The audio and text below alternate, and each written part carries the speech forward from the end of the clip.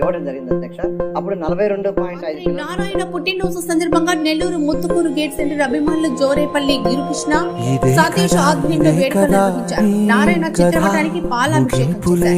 Cake cut చేసి బాణసంచా పేల్చి జన్మదిన శుభాకాంక్షలు తెలిపారు. మంత్రి నారాయణ అఖండ విజయంలో ప్రముఖ పాత్ర వహించిన